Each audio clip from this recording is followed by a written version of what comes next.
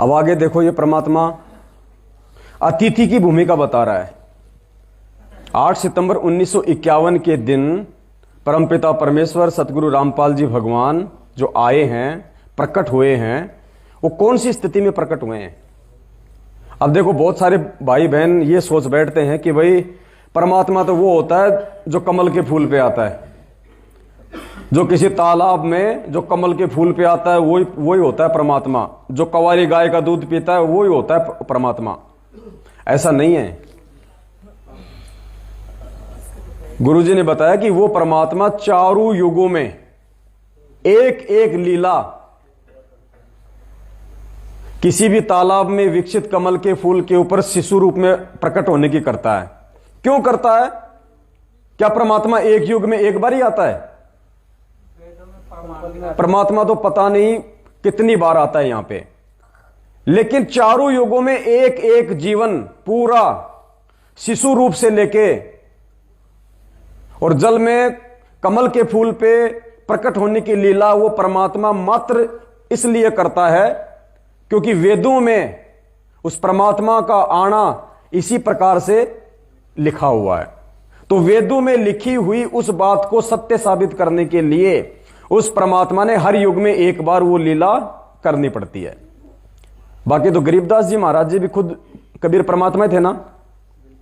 और काशी में जो केशव बंजार आया था वो कौन था? तो क्या कमल के फूल आया था, बैल पे बैठ के आया था?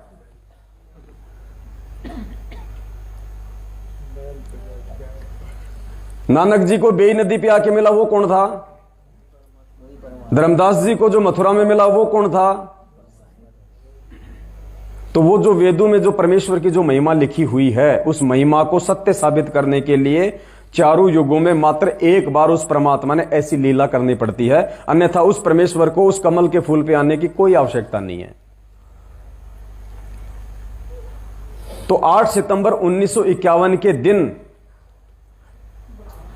जो परमेश्वर आए हैं इस पृथ्वी पे, सतगुरु रामपाल जी भगवान के रूप में, वो अतिथि रूप में आए।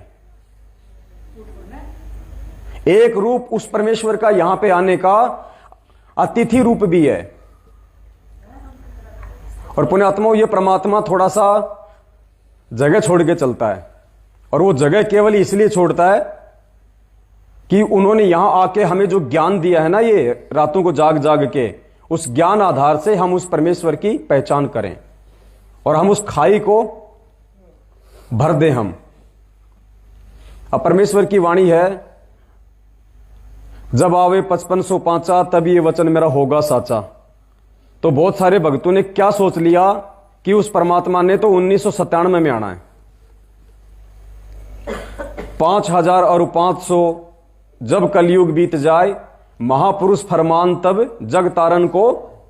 और गुरुजी ने क्या बताया एक भगत की भूमिका में कि वो 5505 वर्ष 1997 में पूरे होते हैं। तो हमने ये सोच लिया कि वो कबीर परमात्मा तो 1997 में ही आएगा, लेकिन ऐसा नहीं है। हमारे गुरुजी ने हर बात का प्रमाण दिया ना। कोई भी बात यदि हमें उन्होंने बताई है, चाहे ब्रह्मा विष्णु महेश जी की, चाहे जन्म और मृत्यु से लेके हो, चाहे कोई भी चीज हो, तो गुरुजी ने सबसे पहले उसके हमारे को प्रमाण दिखाए ना। एक चीज का कोई प्रमाण नहीं मिलेगा आपको, कहीं ढूंढ लेना।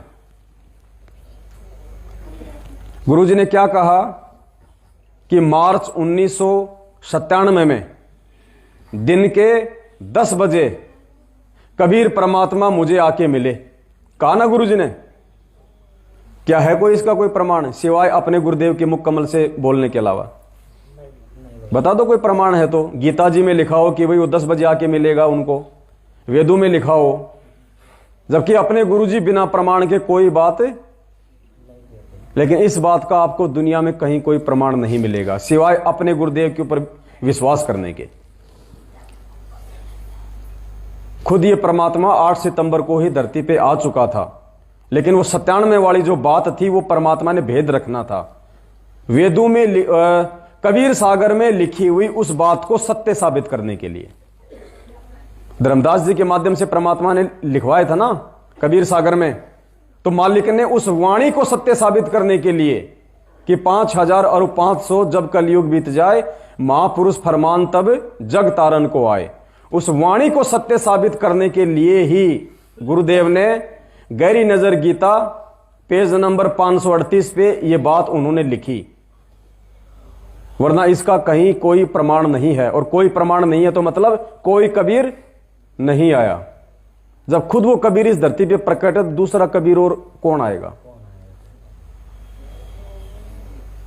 और दूसरी बात, अब आप जो वीडियो देखेंगे परमात्मा का, वो है उस परमेश्वर के अतिथि रूप में आने का, कि वो परमात्मा अतिथि रूप में भी प्रकट होता है। अतिथि का मतलब इसमें क्या बताया गुरुजी ने, जिसके आने की कोई भी तिथि निश्चित, उसको क्या कहते हैं, अतिथि रूप। जबकि 1997 में तो तिथि हो गई। 1997 में परमात्मा आएगा, ये तो 650 साल पहले कबीर सागर में लिख दिया गया था ना। वो तो पहले लिख दिया गया था। वो तो सबको पता था कि जब आवेगा 5505 तब ये वचन मेरा होगा साचा, महापुरुष फरमान तब जग तारन को आए, 5000 और 500 जब कलयुग बीत जाए। तो ये जो ये तिथि थी, ये तो पहले से ये तो निश्चित हो गई थी। तो वो परमेश्वर 1997 में नहीं, बल्कि 8 सितंबर 1951 में ही आ गया था। इसलिए परमात्मा ने ये अपने सत्संग में जिक्र किया है, अतिथि रूप वाला। अब 8 सितंबर 1951 का आएगा, इसकी कोई तिथि थी क्या पहले? किसी को बता रखा था क्या? कहीं कोई लिखा हुआ था क्या? तो ये सत्संग 8 सितंबर 1951 के दिन बैठेगा। नंबर 1 में 2 बार गवाही दी है, परमात्मा सशरीर है और उस परमेश्वर का सबका धारण पोषण करने के लिए भी शरीर है, जो तीनों लोकों में प्रवेश करके सबका धारण पोषण करता है, वो भी एक अन्य शरीर है। और वो अतिथि रूप में आता है, कुछ दिन मेहमान रूप में यहाँ रहकर अपने तत्व ज्ञान का प्रचार करके फिर प्रस्थान कर जाता है। अतिथि उसको कहते हैं जिसके आने की तिथि पूर्व निर्धारित ना हो, अचानक आ जाए। अतिथि किसको कहते हैं? जिसके आने की तिथि पूर्व निर्धारित ना हो, अचानक आ जाए। तो भाई 1997 वाली जो तिथि थी वो तो पूर्व निर्धारित थी, लेकिन 8 सितंबर वाली तिथि पहले से निर्धारित, इसलिए वो परमात्मा 8 सितंबर 1951 के दिन इस पृथ्वी पे आ चुके थे। और 1997 में भी यदि परमात्मा आएगा तो ऐसा तो है नहीं कि 1997 में एकदम से 6 फुट का होकर खड़ा हो जाएगा। अगर 1997 में आएगा तो फिर वो बच्चे रूप में आएगा, तो फिर कौन है परमात्मा? देखा किसने फिर? तो ये परमेश्वर 8 सितंबर 1951 के दिन ही अतिथि रूप वाली भूमिका में इस पृथ्वी पे आप और हमारे लिए आ चुका था।